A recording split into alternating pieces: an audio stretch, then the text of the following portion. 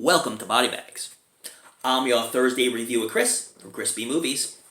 You know my name is Chris, and by this time you know I love B movies. Oh yeah.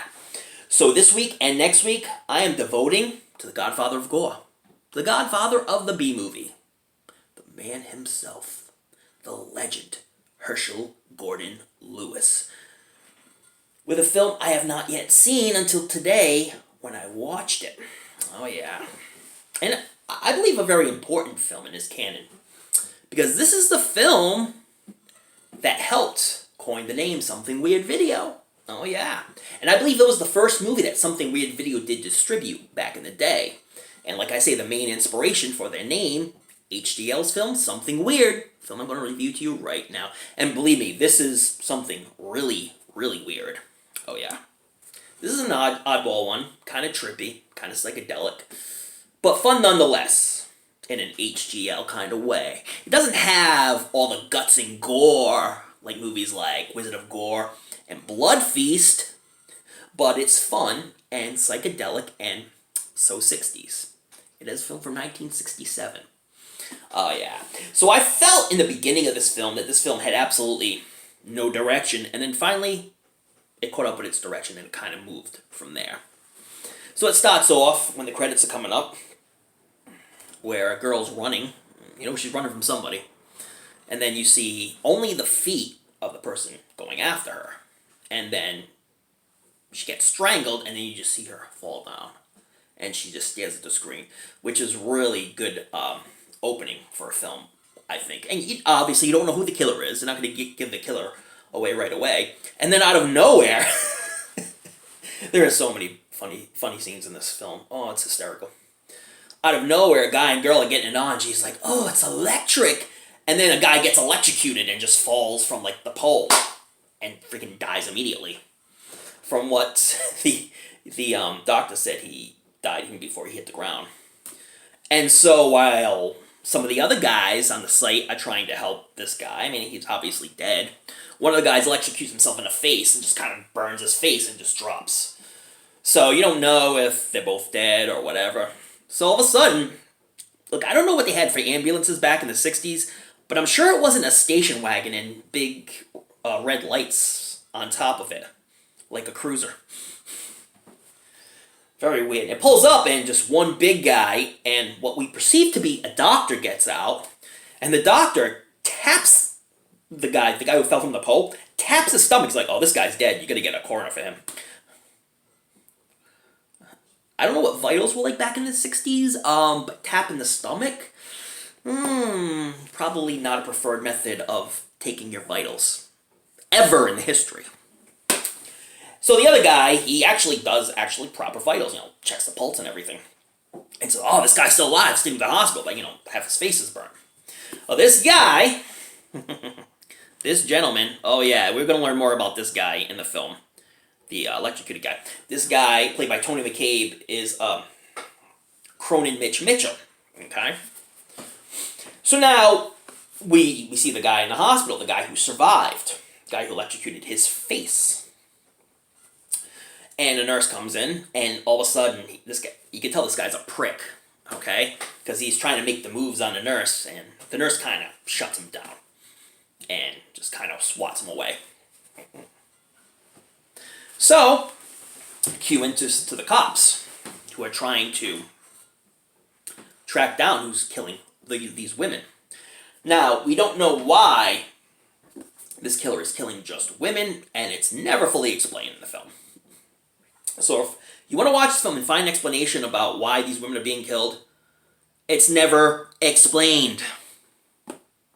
You can come up with your own scenarios, and I think you'll be right. Why the hell not? It makes it more interesting. And so, Mr. Cronin Mitch Mitchell he leaves the hospital, and now he's doing psychic readings, because apparently when he got electrocuted in the face, he gained ESP from this.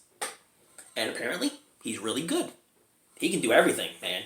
He can tell you what numbers you're writing down, what cards you have in your hand. He can talk to the dead. He can conjure the dead from hell and heaven and all that stuff. Oh yeah, this guy is super multi-talented. So while he's giving psychic readings at his house, all of a sudden, a book ends up in his hand about witches.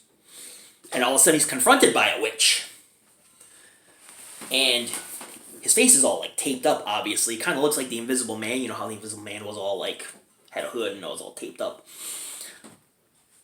That's what he kind of looked like. Kind of reminded me of the Invisible Man, like the true classic Invisible Man.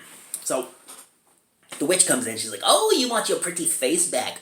Well, you have to make love to me and fall in love with me." And so, in a very odd scene, he's like, "No! Ugh!" And all of a sudden he looks in the mirror and his face is like normal. He has his old boy looks, but he never actually said he would make love to the witch. Very odd. So now, said psychic guy, Mr. Mitchell, goes out to this restaurant and he sees this beautiful girl in the seat across from him. And some idiot drunk guy is trying to make the moves on her. And so he basically comes over and saves her from this oddballish drunk guy. And he sits down and now he's like, "Wow, beautiful girl, I'm going to make the moves on her." And he finds out that she's the witch. See, the witch can transform herself into this beautiful girl or back to the hideous witch. So now she helped him out. Now he has to basically fall in love with her, make love to her whenever she wants. Yeah. So this guy is starting to gain notoriety around town, and now the police is like, "Oh, this guy can help us find whoever's killing these women." And so the police kind of join up with this guy, Mr. Mitchell. And so they meet up with, and a guy you've seen in Chief Fenton. And Chief Fenton is the head guy trying to capture this individual. Played by Lawrence J. Aberwood, and he's also been in Scum of the Earth. He played the guy that was, controlling that whole photography syndicate in Scum of the Earth. And he's been in other Herschel Gordon Lewis films as well. So, with the help of Mr. Cronin, Mitch Mitchell, they plan on finding out who is killing these women, arresting this person, and put him in jail for life. But will they do that? You have to find out by watching the film Something Weird, and you can watch it from this box set.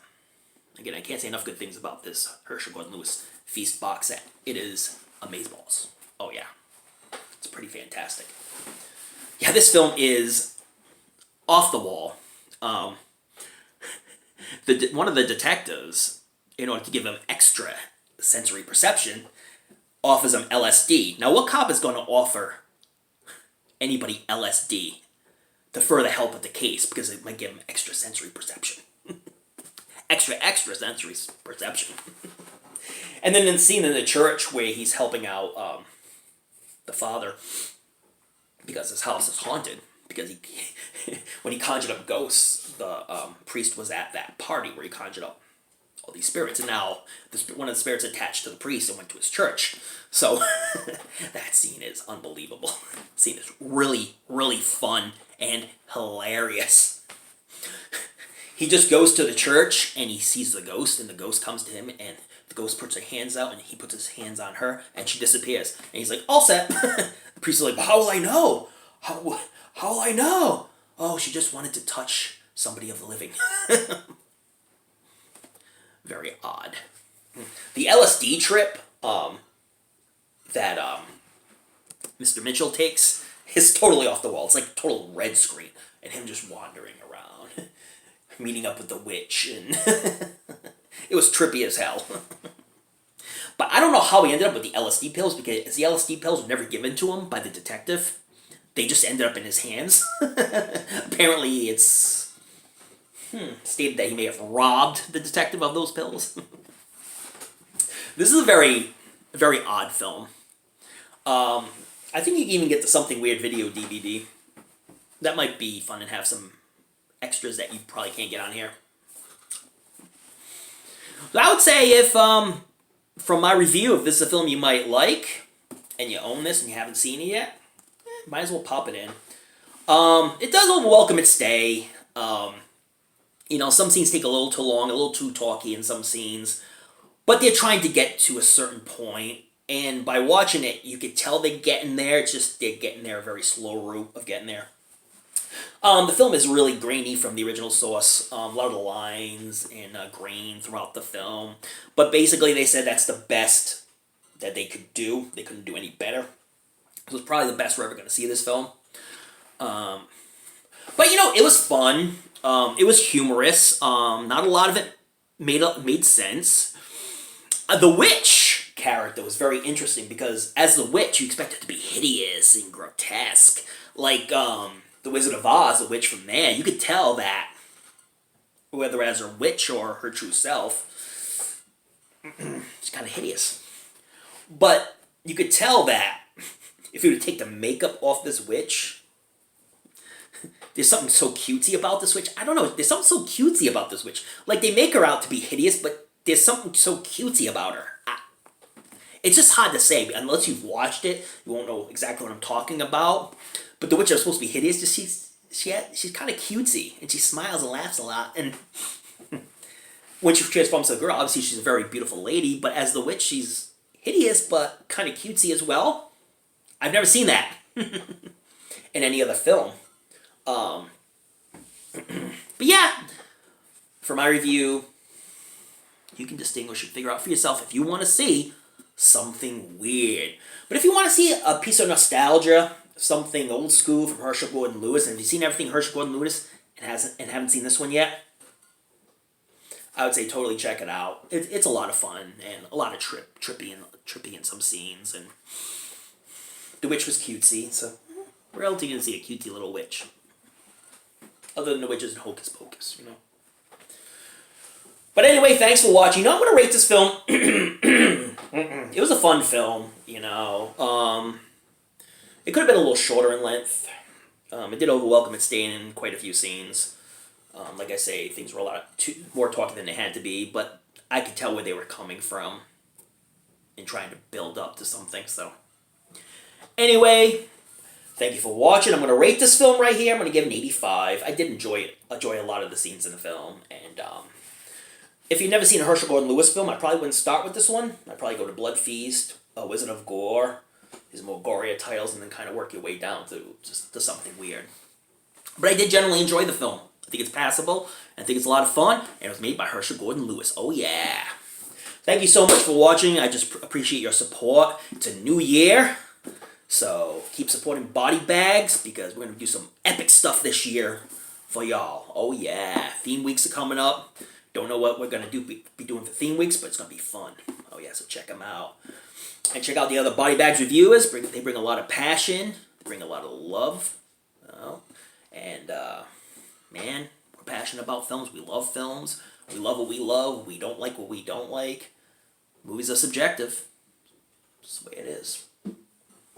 And also, check out those late-night horror movies. Put on your latest fright rags. But don't forget to tune in to another episode of Body Bags, because it's a new year, and we're freshening it up, baby. Oh, yeah. Check you later. Thanks for watching.